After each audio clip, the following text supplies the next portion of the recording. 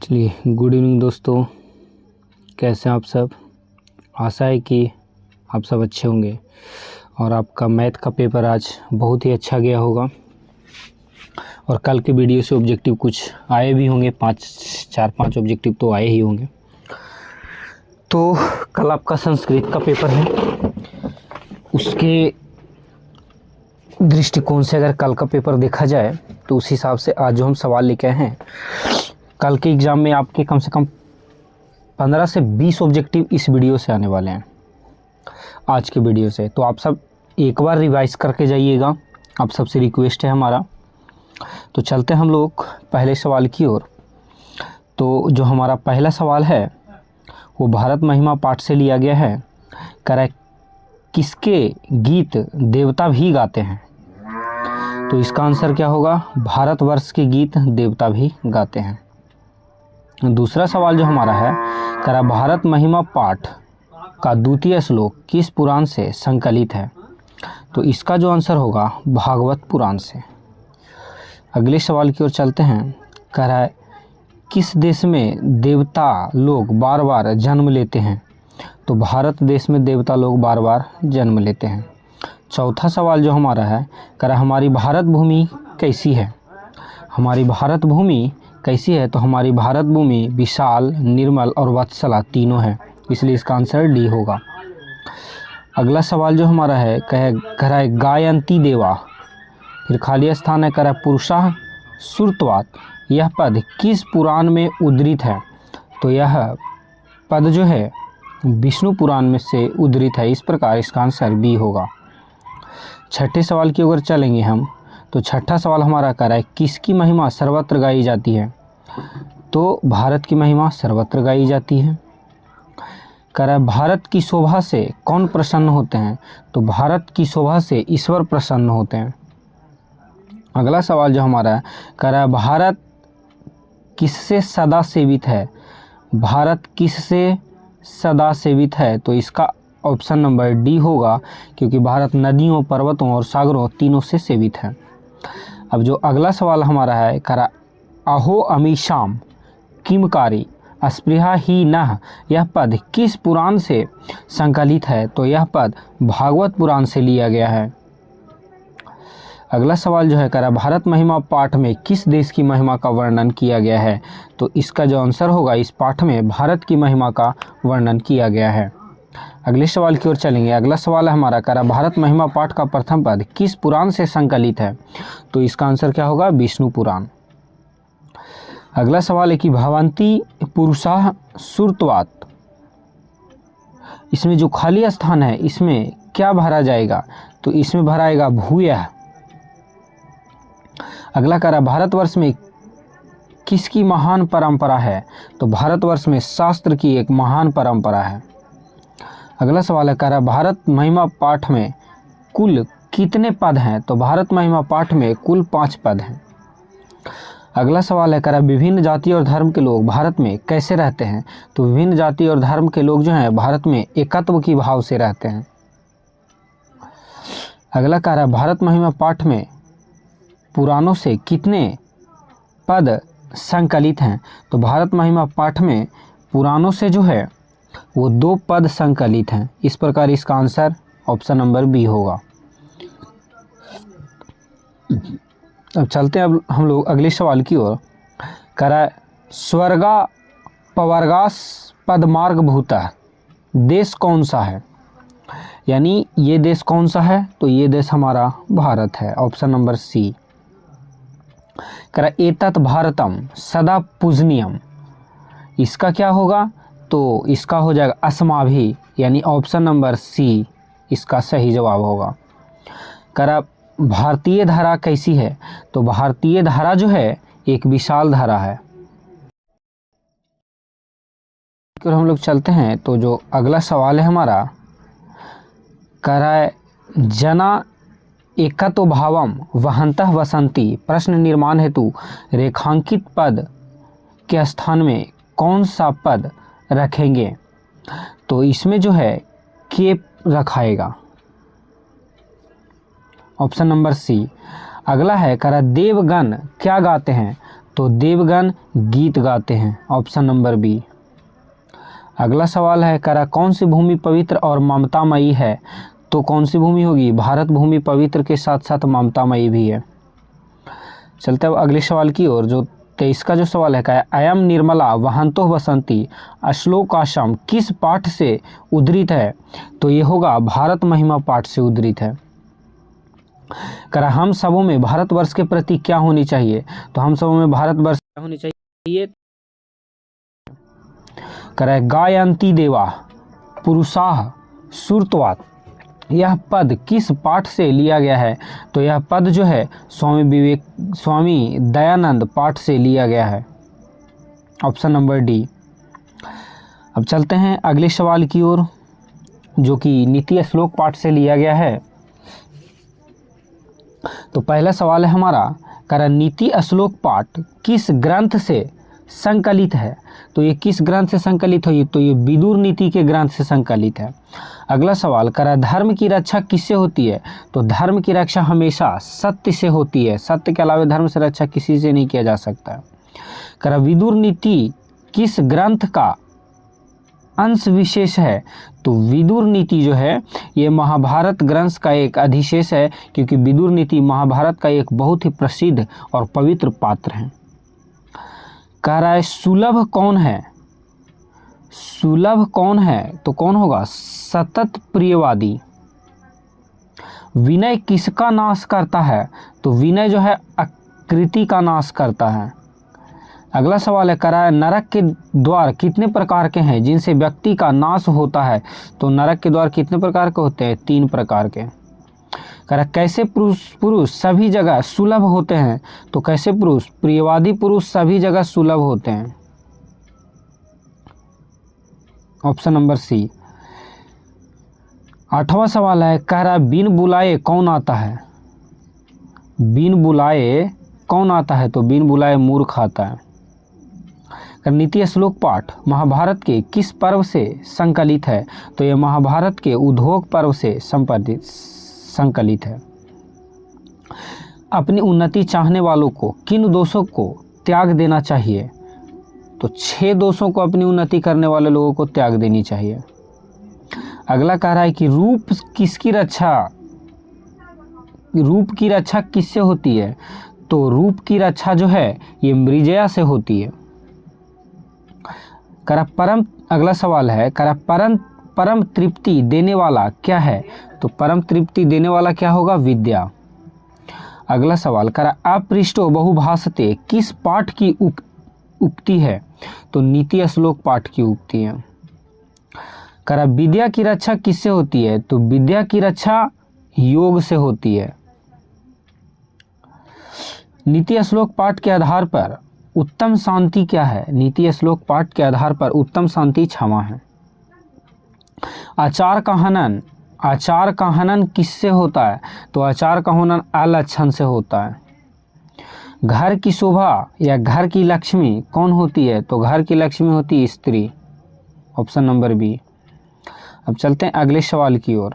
18वां सवाल जो हमारा है, नीति श्लोक पाठ में परम श्रेय किसे कहा जाता है? नीति श्लोक पाठ में परम श्रेय धर्म को कहा जाता है। अगला सवाल है, सारा संसार अपना परिवार किसके लिए है? सारा संसार अपना परिवार उदार चरित्र वाले लोगों के लिए होता है। नीति श्लोक पाठ में कितने श्लोक हैं? तो नीति श्लोक पाठ में 10 श्लोक हैं। नीति श्लोक पाठ के आधार पर सुख देने वाली क्या है? तो इसका जो आंसर होगा अहिंसा, ऑप्शन नंबर डी। 22 का है, निम्नलिखित में से कौन सा नरक का द्वार नहीं है? तो नरक का द्वार पुण्य नहीं होगा। अगला सवाल है, आचारा है हंति, तो इसका जो ऑप्शन हो सही जवाब होगा ऑप्शन नंबर डी अलक्षणम। रूपम रक्षते, यानी रूप से किससे रक्षा किया जा सकता है? रूप की, तो रूप की रक्षा की जा सकती है मृजया से। क्षमा किसकी नाश करती है? तो क्षमा क्रोध का नाश करती है।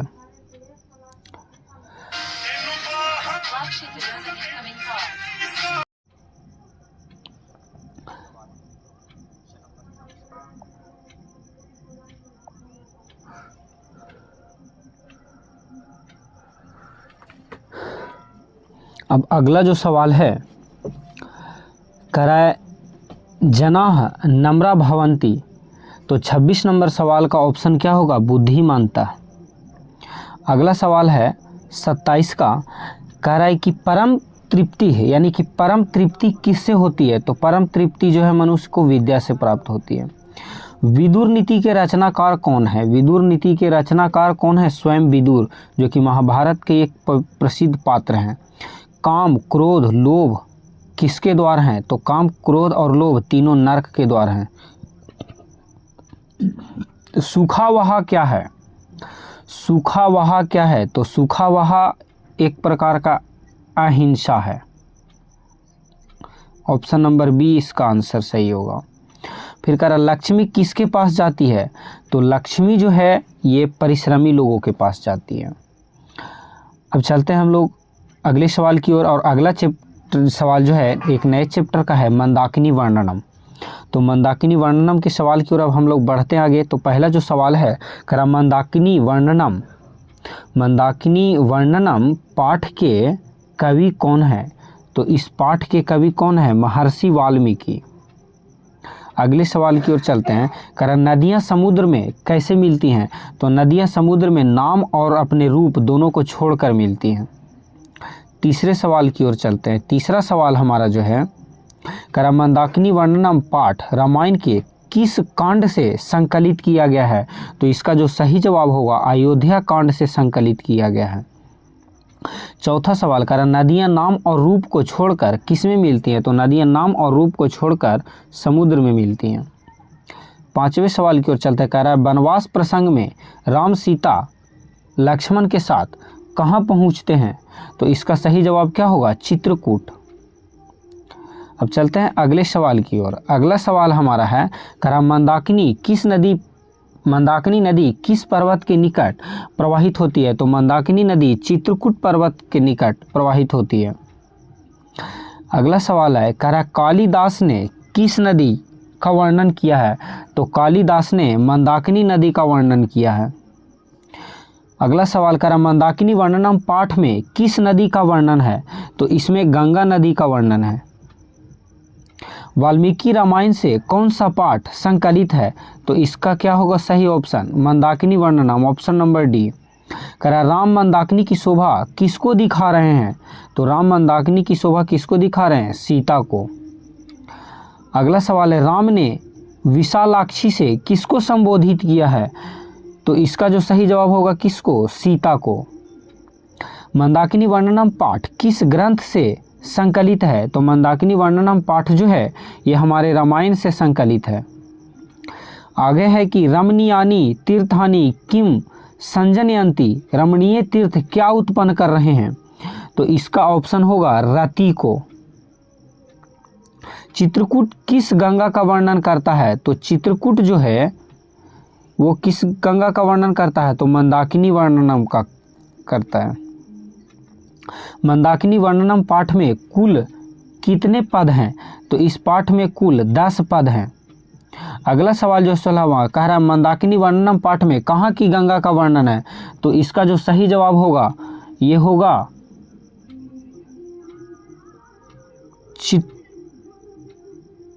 काशी की गंगा की। इसका जवाब एक बार दोस्तों आप लोग थोड़ा देखिएगा, ये मेरे को भी डाउट लग रहा है इस पे। अब जो अगला सवाल है, कह रहा मंदाकिनी में कौन स्नान करते हैं, तो मंदाकिनी में जो है ऋषिगण स्नान करते हैं। मंदाकिनी का अर्थ क्या होता है, तो मंदाकिनी का अर्थ गंगा नदी होता है।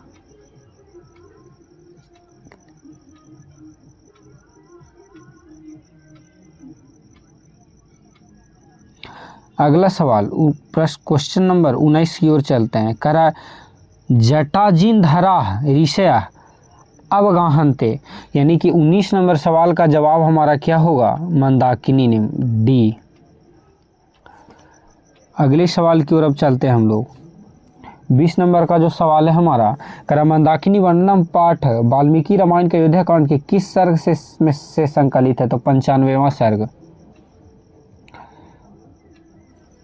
अगला सवाल जो हमारा है, कह रहा है पूर्वासात दर्शनम अधिकम महत्वपूर्णम।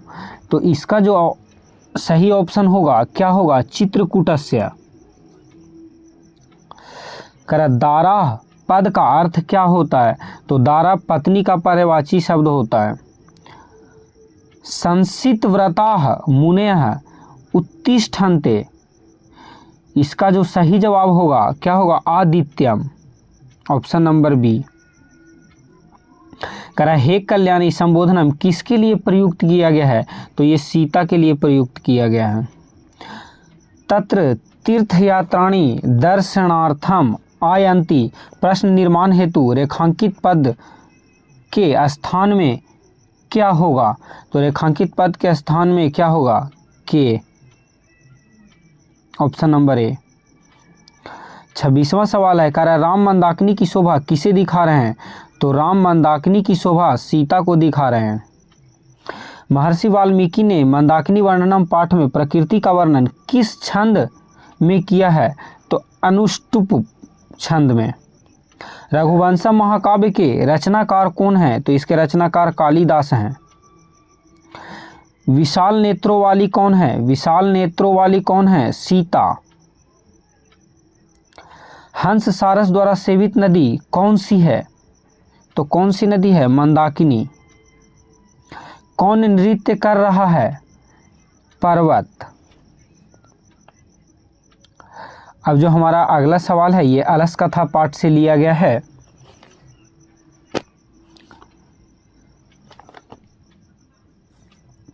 तो अलस कथा पाठ से लिया गया है, तो इसके सवाल की ओर चलते हैं। अलस कथा के लेखक या रचयिता कौन है, तो इसके रचयिता कौन है, विद्यापति। अगला सवाल कर रहा है कि अलसशाला में आग क्यों लगाई गई थी, तो अलसशाला में आग आलसियों को चिन्हित परीक्षा लेने के लिए किया गया था। संसार में बच्चे का सच्चा रक्षक कौन होता है, उसकी माँ। अलसशाला में आग लगने पर भी कितने लोग नहीं भागे थे, 4 लोग। घर में लगी आग को देखकर कौन लोग पलायमान हो गए, तो धूर्त लोग। स्थिति सौकर्य मूला ही के न धावंती जंतवा, यह उक्ति किस पाठ से संकलित है, तो यह उक्ति जो है अलस कथा पाठ से संकलित है। चारों आलसियों को कैसे बाहर किया गया, तो चारों आलसियों को केस पकड़कर बाहर किया गया। बनावटी आलस्य दिखाकर कौन भोजन ग्रहण करते थे, तो बनावटी आलस्य दिखाकर धूर्त लोग भोजन ग्रहण करते थे। बीरेश्वर कैसा मंत्री था, तो बीरेश्वर जो है एक दयालु और दानशील मंत्री था। नीतिकार आलस्य को क्या मानते हैं, नीतिकार आलस्य को शत्रु मानते हैं। सबसे बड़ा शत्रु कौन होता है, क्रोध।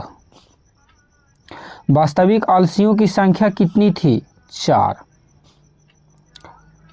अलस कथा पाठ में अहो कथमयम कोलाहला किसकी उक्ति है, तो पहले आलसी की। मैथिली भाषा के कवि कौन हैं, विद्यापति। अलसशाला में आग कब लगाई गई, जब सब सो रहे थे। पतिरेव गति है बाला नाम जननी गति है, तो इसका जो आंसर होगा स्त्री नाम।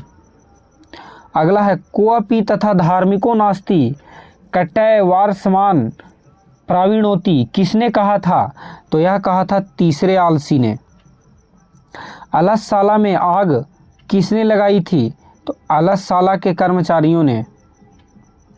अलसशाला कैसी कथा है, तो व्यंग्यात्मक कथा है।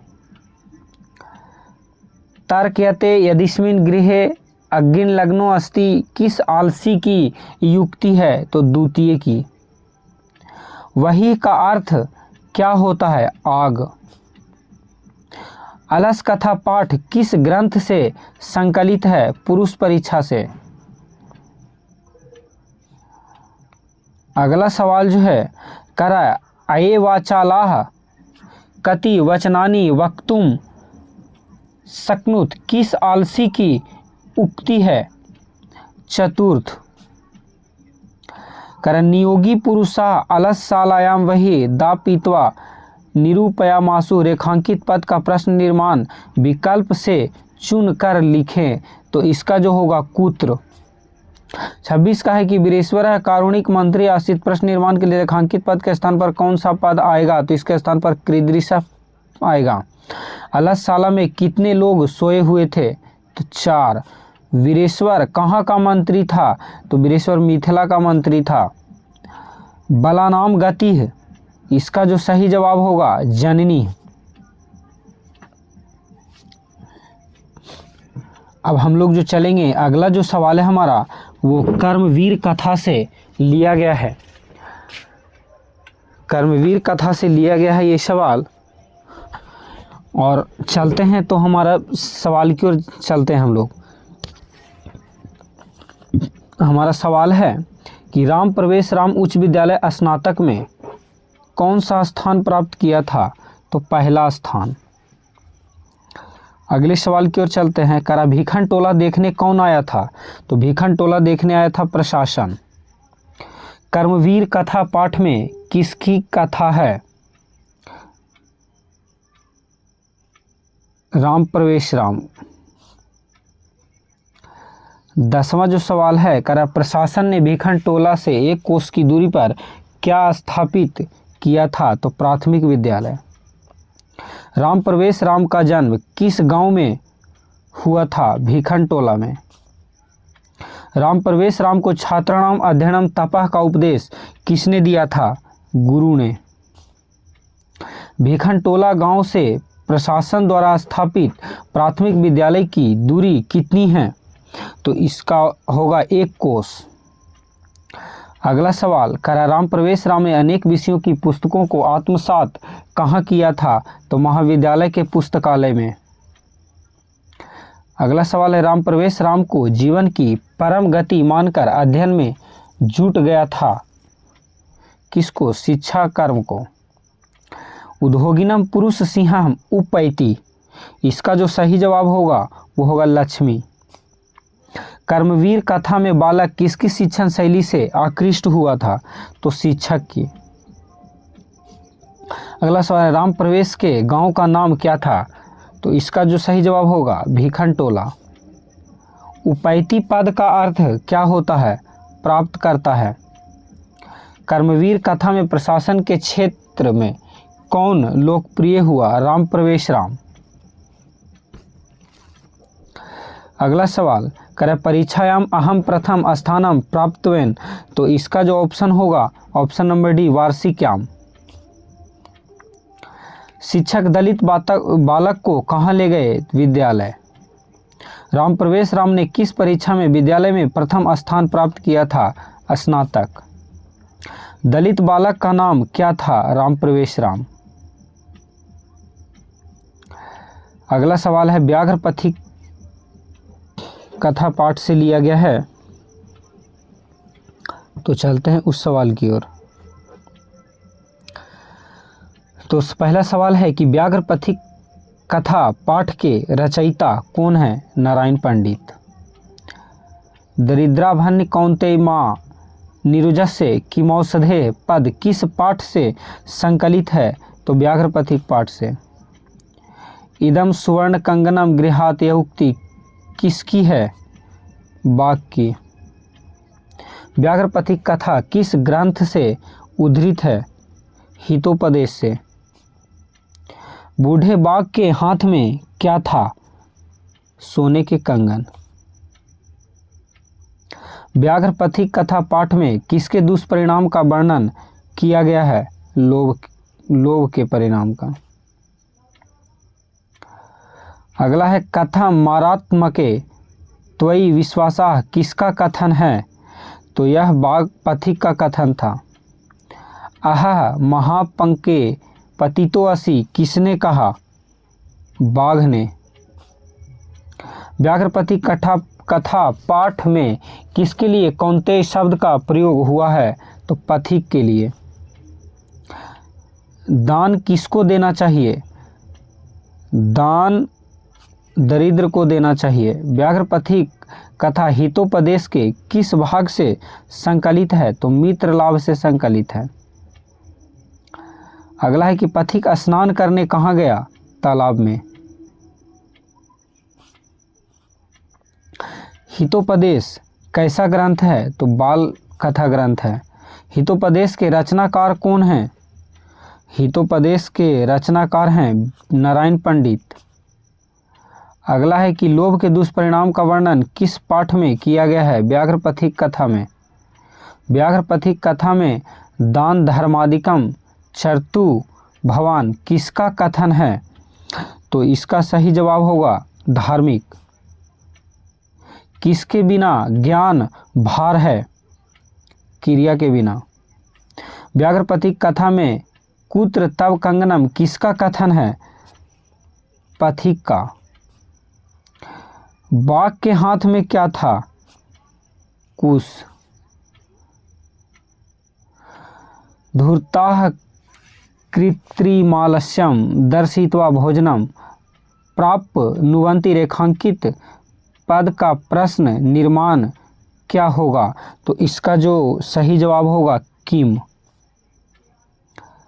कनियसी पद का अर्थ क्या होगा? छोटी। व्याघ्र पथिक कथा का बाघ कैसा था? बूढ़ा, दुराचारी और वंशहीन, इनमें से सभी था। प्रोक्ता का अर्थ क्या है? तो प्रोक्ता का अर्थ कही गई होगा। अगला सवाल है हितोपदेश नीति का ग्रंथ किनकी रचना है? तो ये नारायण पंडित की रचना है। नलिनीम पद का अर्थ क्या है? तालाब को। भाग्ये नैततम संभवती ऐसा किसके द्वारा विचार किया गया? पथिक के द्वारा। रोगियों के लिए पथ्य क्या है? दवा। व्याघ्र पथिक कथा का पथिक किसमें निमग्न हो गया? कीचड़ में। पथिक किसके द्वारा पकड़कर खाया गया? बाघ के द्वारा। व्याघ्र पथिक कथा में अविश्वासी पात्र किसे कहा गया है? बाघ को। हितोपदेश की कहानियाँ किससे संबंधित है? पशु पक्षी से। कौन कीचड़ में फंस गया? पथिक। भार क्रियाम विना रिक्त स्थान में उचित विकल्प क्या होगा? ज्ञानम। अगला जो सवाल है कर्णस्य दानवीरता पाठ से लिया गया है। तो पहला सवाल है कर्णस्य दानवीरता पाठ किस ग्रंथ से संकलित है? तो कर्णभार से। अगला भोग करना महतराम भिक्षा याचे किसका कथन है? शक्र का। महतराम भिक्षा याचे ऐसा किसने कहा था? शक्र ने। ब्राह्मण के वेश में कौन प्रवेश करता है? शक्र। महाराज धृतराष्ट्र के प्रश्नों का समुचित उत्तर कौन देता है? मंत्री विदुर। दानवीर कौन था? कर्ण। कर्णभार कथा नाटक के रचनाकार कौन हैं? इसके रचनाकार महाकवि भास हैं। इंद्र ने कर्ण से छल क्यों किया? इंद्र ने कर्ण से छल किया अर्जुन की सहायता के लिए।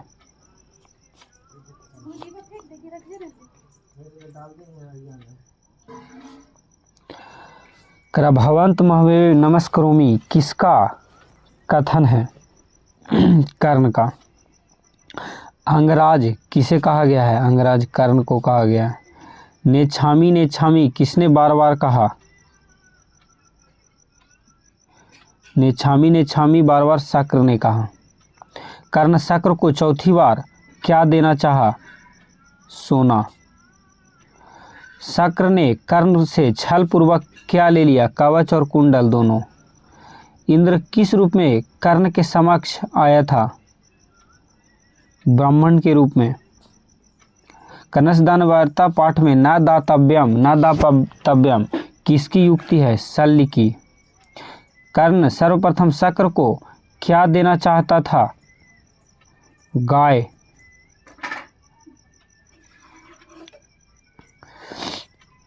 किसके बिना ज्ञान भार है? क्रिया के बिना। फिर है कर्ण किसके पक्ष से युद्ध करता था? तो कर्ण जो है कौरव के पक्ष से युद्ध करता था। वारणः का अर्थ क्या होता है? हाथी। कर्णसदान वीरता पाठ कहाँ से संकलित किया गया है? महाभारत से। ज्ञानम क्रियाम बिना भारा, इस वाक्य में रेखांकित पद के स्थान पर क्या होगा? काम। कर्णसदान वीरता पाठ में अविहा अविहा किसकी युक्ति है? तो शक्र की। वाजिन शब्द का अर्थ क्या होता है? घोड़ा। पुरंदरः पद का अर्थ क्या है? इंद्र। कराभास रचित नाटकों की संख्या कितनी है? 13।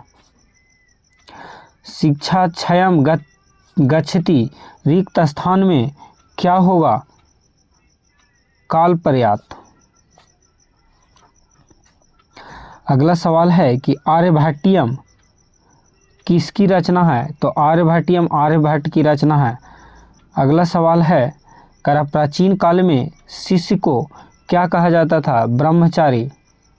निरुक्ति का कार्य क्या है? वेदार्थ बोध। शास्त्र किसके लिए कर्तव्य और अकर्तव्य का विधान करते हैं? मानवों के लिए। महर्षि यास्क द्वारा रचित ग्रंथ का नाम क्या है? निरुक्तम। शास्त्र मानवों को किसका बोध कराता है? कर्तव्य कर्तव्य का। मीमांसा दर्शन के रचनाकार कौन है? जैमिनी। कर्मकांड का वर्णन करने वाला ग्रंथ कौन है? कल्प। पिंगल किस वेदांग शास्त्र के प्रवर्तक आचार्य हैं? छंद शास्त्र। बृहत संहिता के रचनाकार कौन है? वराहमिहिर। फिर चरक और सुश्रुत ने किस शास्त्र का प्रवर्तन किया था? आयुर्वेद शास्त्र का। शास्त्रकार पाठ में उठकर सादर अभिवादन कौन करता है? कपिल। छात्रगण। 14 का आंसर होगा वेदांत दर्शन का प्रवर्तक किसे माना जाता है? तो वेदांत दर्शन का प्रवर्तक बादरायण को माना जाता है। अगला है शास्त्रकार का पाठ किस शैली में है? तो प्रश्नोत्तर शैली में है। सांख्य दर्शन के प्रवर्तक कौन है? कपिल। कृषि विज्ञान के प्रवर्तक रचना या आचार्य कौन है? पराशर। वेद किस प्रकार का शास्त्र है? नित्य और कृतक दोनों। पहले शिष्य वेदारंभ कहाँ करते थे? गुरुगृह में। उच्चारण प्रक्रिया का ज्ञान किस शास्त्र से होता है? शिक्षा से। अष्टाध्यायी ग्रंथ के रचनाकार कौन है? पाणिनि। छंद शास्त्र के प्रवर्तक आचार्य कौन है? पिंगल। प्राचीन काले शिष्य इति कथ्यते अस्मः, ब्रह्मचारी। योग दर्शन के रचनाकार कौन है? पतंजलि। पहले शिष्य वेदारंभ कहाँ रहते थे? गुरुगृह में। शिक्षा कर्म दिनानि भवन्ति, रिक्त स्थान का उचित विकल्प से रिक्त स्थान का पूर्ति करे, इसका होगा जीवनस। और इस प्रकार से हमारे संस्कृत के महत्वपूर्ण चैप्टर के ऑब्जेक्टिव समाप्त होते हैं। और यहाँ से आपके एग्ज़ाम में कल से कम 15 से 20 सवाल देखने को मिलेंगे। तो आशा है कि आप सबको हमारा सवाल अच्छा लगता तो मेरे चैनल को लाइक शेयर और सब्सक्राइब कीजिए। धन्यवाद।